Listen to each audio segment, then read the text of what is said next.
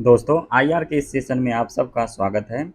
IR में हमने पहले भी काफ़ी सारे सेशन लिए हुए हैं, काफ़ी सारे इम्पोर्टेंट टॉपिक को, उनके तथ्यों को डिस्कशन किया है। आप प्लेलिस्ट में जाकर देख सकते हैं। साथ ही साथ यहाँ पे आप जो इम्पोर्टेंट लोकेशन भी है, उनको भी देख सकते हैं। आईआर के जो कंप्लीट हमारा ये सीरीज़ है, इसमें हमने 11 महीने का इम्पोर्टेंट टॉपिक को कवर किया है। तो ये हमारे प्रीलिम्स के दृष्टिकोण से काफ़ी इम्पोर्टेंट होने वाला है और इससे कई सारे प्रश्न देखिए डायरेक्ट या इनडायरेक्ट रूप से आपके प्रश्न एग्ज़ाम में देखे जाएंगे। तो अगर आप लोग नहीं देखा हुआ है तो प्लीज़ जाके देख लीजिए, इससे आपको काफ़ी फ़ायदा होगा। और ये जो सेशन है हमारा आईआर में लास्ट होगा, इसके बाद आईआर कंप्लीट हो जाएगा और इसके बाद हम ना साइंस टेक शुरू करेंगे।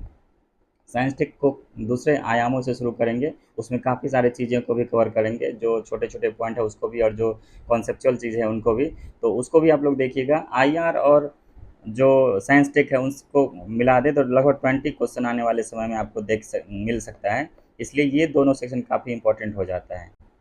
इस सेशन में हम इन्हीं सभी बिंदुओं पे अच्छे से डिस्कशन करेंगे और इसमें काफ़ी सारे एक्स्ट्रा चीज़ों को भी डिस्कशन करूँगा, ताकि आपको जब इनडायरेक्ट रूप से कोई प्रश्न बने तो आप एलिमिनेट करके उनके माध्यम से प्रश्न को सॉल्व कर सकते हैं। देखिए अभी जो पैटर्न है, नया पैटर्न, उसमें 2-3 तरीके से आप प्रश्नों को सॉल्व कर सकते हैं। एक तो आपको जो चीज़ें हैं, जो टॉपिक है, सीधे उसके सभी तथ्य आते हो, सभी कॉन्सेप्ट आते हो। दूसरी तरफ एक है एलिमिनेशन टेक्निक, जिसके माध्यम से आप अगर कोई 4 ऑप्शन है उसमें से 1 या 2 ऑप्शन भी आपको पता है, तो जो हमारे कूट दिए होते हैं उसके माध्यम से आप उसको एलिमिनेट कर सकते हैं और सही आंसर को फाइंड आउट कर सकते हैं। तो दोनों तरीके के आपको प्रैक्टिस करना है। तो टॉपिक के अलावा साथ साथ हम जिन चीज़ों को डिस्कशन करते हैं उसके माध्यम से आप एलिमिनेशन टेक्निक को अपना सकते हैं, उसका प्रैक्टिस कर सकते हैं, इससे आपको काफ़ी फ़ायदा होगा। तो चलिए शुरू करते हैं। जो हमारा पहला आर्टिकल है, इसमें दक्षिणी चीन सागर की बात होती है, जिसमें हवाई और नौसैनिक अभ्यास हुआ है। ये आपको देखना है, ये कौन-कौन किया है। यूएसए किया है, ऑस्ट्रेलिया, कनाडा, फिलीपींस द्वारा यहाँ पे हवाई और नौसेना अभ्यास किया गया है। तो ये देखिए काफ़ी विवादित चीज़ें हैं, ये जो दक्षिणी चीन सागर है काफ़ी विवादित हमेशा रहा है। इसमें कई सारे द्वीप हैं जिस पे ये अपना अधिकार जाहिर करता है, और वो किस आधार पर, जो 9 डेस्क लाइन है वो याद रखिए कि चीन 9 डेस्क लाइन के तहत ही ये दक्षिणी चीन सागर में बहुत सारे क्षेत्रों पे अपना अधिकार जमाता है। ये 9 डेस्क लाइन आपको पूछा जा सकता है, इसलिए इसको ज़रूर आपको देखना है। एक चीज़ और याद रखिए, जो दक्षिणी चीन सागर है, इसमें क्या है कि काफ़ी सारे ऐसे द्वीप हैं जिस पे विवाद बना रहता है, वो संभवतः पूछे जा सकते हैं उसमें से कोई एक, कि ये कहाँ पे है। जैसे कि दक्षिणी चीन सागर में कौन-कौन से द्वीप हैं, जैसे स्प्रेटली द्वीप है, पार्सल द्वीप समूह है, प्रतास द्वीप समूह है, नटूना द्वीप है और स्कारबोरो सोल है। ये कुछ 4-5 द्वीप है जिस पे हमेशा विवाद बना रहता है, और इनमें से देखिएगा एक आध कोई प्रश्न में कहीं न कहीं आपको मिलेंगे। दक्षिणी चीन सागर के अगर बाउंड्रीज़ की बात करें दोस्तों, तो ये भी संभवतः पूछा जा सकता है, कि चूँकि हाल में कई ऐसे प्रश्न देखे गए हैं, जहाँ से इस तरह के प्रश्न पूछे गए हैं। तो अगर ये जो दक्षिणी चीन सागर है इतना चर्चा में रहता है, इतना वहाँ पे सामरिक स्थिति उसकी ऐसी स्थिति है कि हमेशा ये चर्चा में बना रहता है, तो वहाँ से प्रश्न बनने की संभावना है।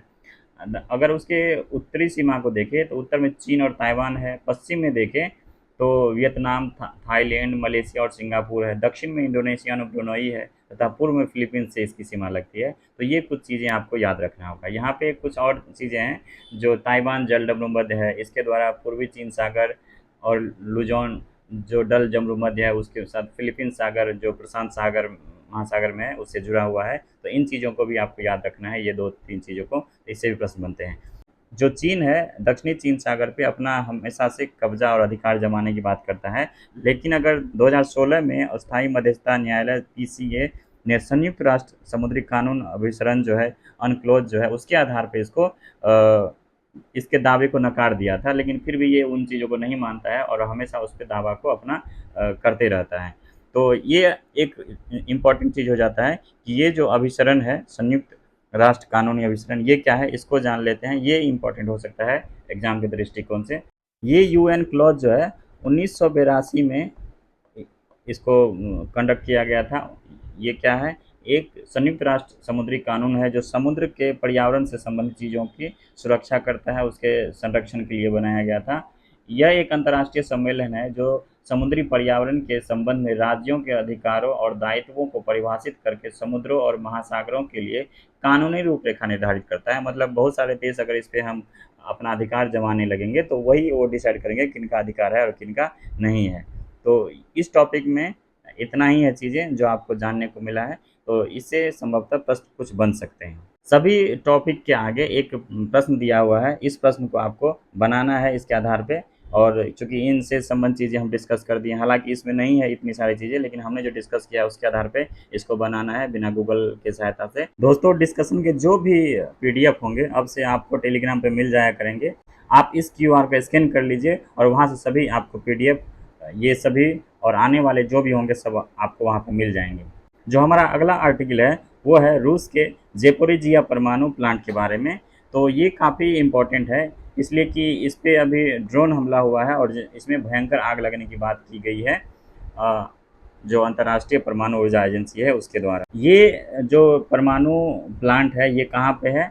ये है आपका यूक्रेन और रूस का जो एरिया है वहीं पे है। चूँकि ये मूल रूप से यूक्रेन के हैं, लेकिन 2022 में इस पर रसिया ने कब्जा कर लिया था, तब से ये इन्हीं के कब्जे में है। अभी कुछ दिन पहले यूएनओ में एक प्रस्ताव भी लाया गया था इनको वापस देने के लिए, तो लेकिन ये अभी तक तो ऐसा नहीं हुआ है। तो इनमें एक महत्वपूर्ण पॉइंट ये बन जाता है कि IAEA क्या है, इसके लिए हम अभी चर्चा करेंगे। साथ ही साथ देखते हैं इसमें कुछ यहाँ मैप दिए हुए हैं, इसको आप देख लीजिए। यहाँ पे है ये जो एटॉमिक प्लांट है यहाँ पे है, इसमें ये सारा लोकेशन सब है, इसको आप ध्यान से थोड़ा देख लीजिए। ये नीपर नदी है, इसी के बगल में ये परमाणु है। तो ये नदी के बारे में पूछा जा सकता है, ये नदी कहाँ पे है? ये कीव है जो यहाँ पे, क्रीमिया यहाँ पे है, ब्लैक सी है, आप ये सब देख लीजिए। ये ना पूछा जा सकता है इस तरह की लोकेशन की, सीधे पूछ देगा नीपर नदी की कहाँ पे है। उसके साथ और आगे देख लीजिए, जो ये परमाणु आतंकवाद का एक टर्म आया है ये क्या है, ये भी पूछा जा सकता है कि इसका संबंध किससे है। तो परमाणु आतंकवाद की प्रमुख गतिविधियों में क्या क्या शामिल है, जैसे कि अक्षुण्ण परमाणु हथियारों का विस्फोट, विखंडनीय सामग्री की चोरी या उसकी खरीद, विकिरण फैलाव करने वाले साधन या असुरक्षित बम का अनधिकृत अधिग्रहण करना, परमाणु सुविधाओं में तोड़फोड़ और रेडियोधर्मिता का उत्सर्जन आदि इसमें शामिल है। तो आपको ये चीज़ याद रखना। बीपीएससी 69 में दोस्त एक प्रश्न पूछा गया था मैनहट्टन परियोजना के बारे में। तो इस तरह की कंटेम्प्रेरी चीज़ें आपको जानने होगा। तो ये IAEA जो है अंतर्राष्ट्रीय परमाणु ऊर्जा एजेंसी, इसकी अगर विकास की बात करें, इसकी उत्पत्ति की बात करें, तो 1953 में जो उस टाइम के राष्ट्रपति थे USA के, वो संयुक्त राष्ट्र में एक संबोधन दिया था उन्होंने, उन्हीं को एक चीज़ से संबोधित किया गया था, एटम्स फॉर पीस। उसी के टाइम में ये जो अंतर्राष्ट्रीय परमाणु ऊर्जा एजेंसी है उसकी उत्पत्ति मानी जाती है। लेकिन इनको 1957 में इसको मूल रूप से अधिकृत किया गया था और उसी समय से इसके भारत भी इसके मेंबर है। तो आपको ये याद रखना है कि भारत मेंबर है इसका 1957 से ही, तो उस टाइम से इसकी उत्पत्ति देखी जाती है। इसमें और ज़्यादा कुछ नहीं है, आगे बढ़ते हैं। इसमें कुछ MCQ भी है जिससे आपको सॉल्व करना है अपने ज्ञान के आधार पर। इसमें आपको गूगल नहीं करना है, सिर्फ कोशिश करिएगा कि जो हमने डिस्कस किया है वो इससे कंप्लीट हो पाते हैं। जो अगला आर्टिकल हमारा है वो है UNSC के बारे में। इसमें G4 राष्ट्रों के द्वारा इस पे हमेशा ये कहा जाता है इसके रिफॉर्म को लेके। तो G4 राष्ट्र में पहला प्रश्न तो हमारा ये है कि G4 राष्ट्र में कौन कौन से शामिल है? तो ब्राज़ील है, जर्मनी है, जापान और भारत है, ये 4 देश इसमें शामिल है। ये G4 देश जो है ना दोस्त, ये हमेशा से इनके सुधारों की बात करता है। जैसे अभी 15 मेंबर है, तो इसमें ये लोग कह रहे हैं कि इसमें 25 मेंबर होने चाहिए। इसके पीछे कारण ये है कि हाल में जो भी वैश्विक घटनाक्रम देखे गए हैं वो ऐसा मानना जाता है कि वो इनमें असफल रहे हैं।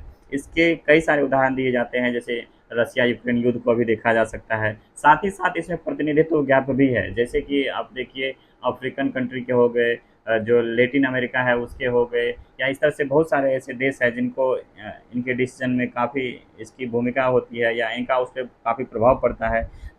तो उसमें तो उन देशों का प्रतिनिधित्व इसमें नहीं है। साथ ही साथ अगर भारत आतंकवाद के मुद्दे की बात करता है तो चाइना वीटो पावर लगा के उसको दरकिनार कर देता है। तो इसीलिए बहुत दिनों से इसमें रिफॉर्म की बात की गई है।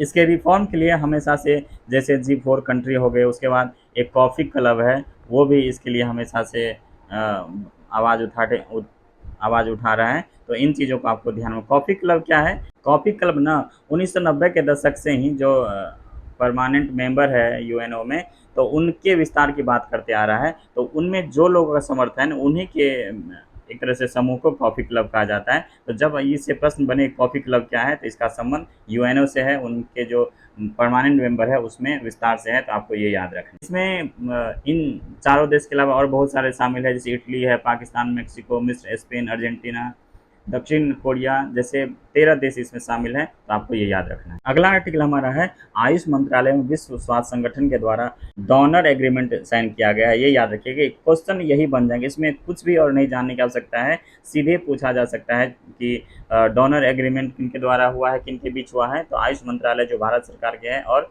विश्व स्वास्थ्य संगठन के द्वारा कहाँ पे हुआ है, जेनेवा में हुआ है, जहाँ पे WHO के मुख्यालय है, वहीं पे हुआ है।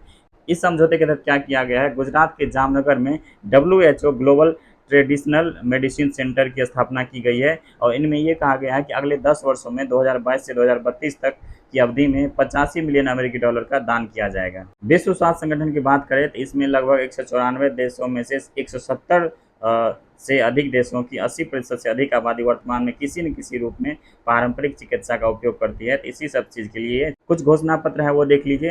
प्राथमिक स्वास्थ्य देखभाल पर अस्ताना घोषणा, ये याद रखिएगा कि अस्ताना घोषणा पत्र का संबंध किससे है, तो WHO के स्वास्थ्य वाला जो चीज़ें हैं उसे है। ये इस तरह घोषणा पत्र दोस्त एक दो पूछे जाते हैं। पिछले साल भी आपने देखा होगा कि एक जो समुद्री घोषणा पत्र है उस पर एक पूछा गया था। तो अस्ताना घोषणा पत्र किससे संबंध है, तो ये आपको याद रखना है। अगला आर्टिकल हमारा है साइबर अपराध के विरुद्ध संयुक्त राष्ट्र कन्वेंशन को मंजूरी दी गई है। ये आपको याद रखना है।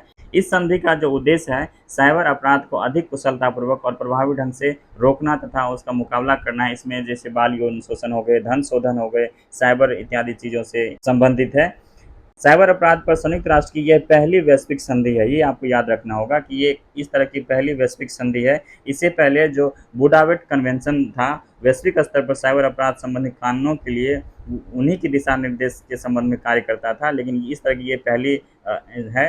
तो आपको ये पूछा जा सकता है, ये आपको याद रखना है। इसमें पहली बार वैश्विक स्तर पर साइबर अपराध तथा डेटा तक पहुंच को सक्षम करने वाला कानूनी ढांचा तैयार किया गया है और सभी सदस्य देशों से अपील की गई है कि वे ऑनलाइन बाल यौन शोषण का उत्पादन, पेशकश, बिक्री, वितरण इत्यादि को अवैध बनाकर बच्चों के यौन शोषण से सुरक्षित रखें। तो एक चीज़ आपको इसमें ये याद रखना है कि इसका संबंध किससे है, साइबर अपराध से संबंधित जितने भी चीज़ें हैं उसका इसी से है। तो नौसेना परमाणु प्रणोदन पर सहयोग हेतु समझौता किया गया है। किन के बीच हुआ है, जो ऑकस है, ऑस्ट्रेलिया, यूके और यूएस, इनके बीच हुआ है। इसमें ये ऑकस का जो गठन हुआ था दोस्तों, जो चीन के बढ़ते प्रभाव है इंडो पैसिफिक जोन में, उसी को कम करने के लिए इसका गठन किया गया था। तो इसी संदर्भ में यही सारे देशों ने मिलकर जो नौसैनिक परमाणु प्रणोदन है, जो प्रपोल्सन होता है, उस पर समझौता किया है।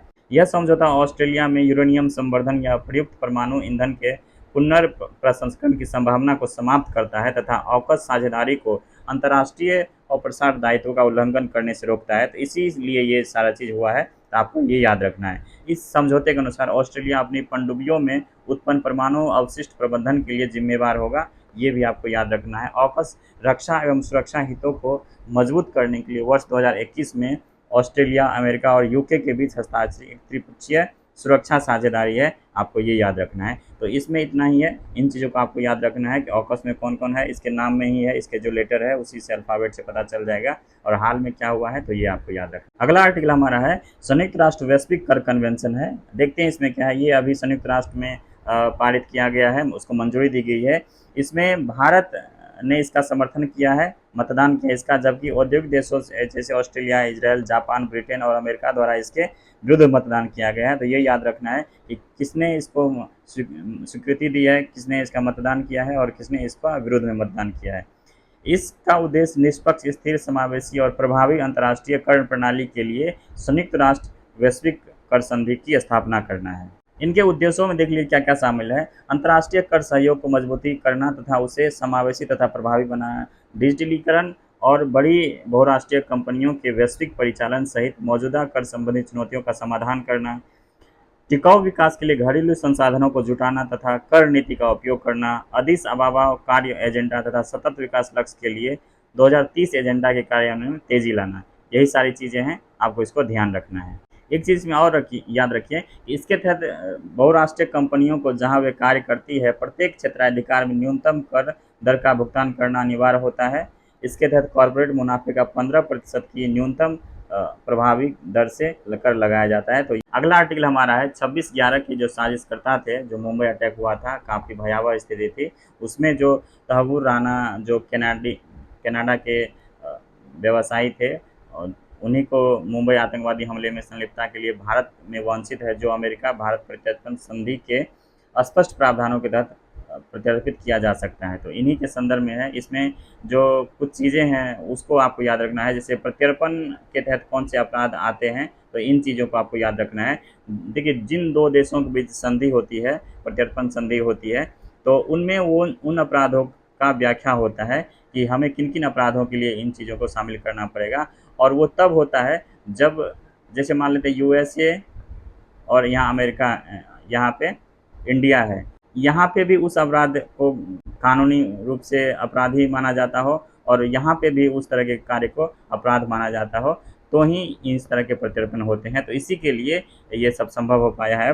तो प्रत्यर्पण केवल उन अपराधों के संबंध में ही लागू होता है जिनका द्विपक्षीय संधि में स्पष्ट रूप से उल्लेख किया जाता है। तो इसमें कुछ खास ट्रिक के हिसाब से नहीं है, और लेकिन ये नाम वगैरह आप याद रख सकते हैं, में भी पूछा जा सकता है। जो भारत का प्रत्यर्पण अधिनियम 1962 है, 1993 संशोधित, उसको कौन नियंत्रित करता है, तो भारत के विदेश मंत्रालय। ये आपको याद रखना है। यहाँ पे गृह मंत्रालय भी दिया जा सकता है, तो आपको इससे बचना है। ये प्रश्न पूछे जाने की संभावना है कि जो प्रत्यर्पण अधिनियम हमारा है भारत का, उसको कौन नियंत्रित करता है, उसका संचालित कौन करता है, तो विदेश मंत्रालय। कुछ फैक्ट है जो आपको याद रखना चाहिए, एग्जाम में पूछे जा सकते हैं। प्रत्यर्पण पर अंतिम निर्णय भारत सरकार के द्वारा लिया जाता है। यह निर्णय के विरुद्ध उच्च न्यायालय में अपील की जा सकती है। वर्तमान में भारत के 48 देशों के साथ बांग्लादेश सहित प्रत्यर्पण संधि तथा 12 देशों के साथ समझौता है। आपको ये याद रखना है। प्रत्यर्पण के लिए वैश्विक ढांचे के तहत प्रत्यर्पण पर संयुक्त राष्ट्र मॉडल संधि 1990, प्रत्यर्पण पर संयुक्त राष्ट्र मॉडल कानून 2004 तथा अंतर्राष्ट्रीय संगठित अपराध के विरुद्ध संयुक्त कन्वेंशन 2000 में संगठित अपराध से संबंधित अपराधों के लिए प्रत्यर्पण के प्रावधान शामिल है। तो ये इंपॉर्टेंट फैक्ट हो सकते हैं।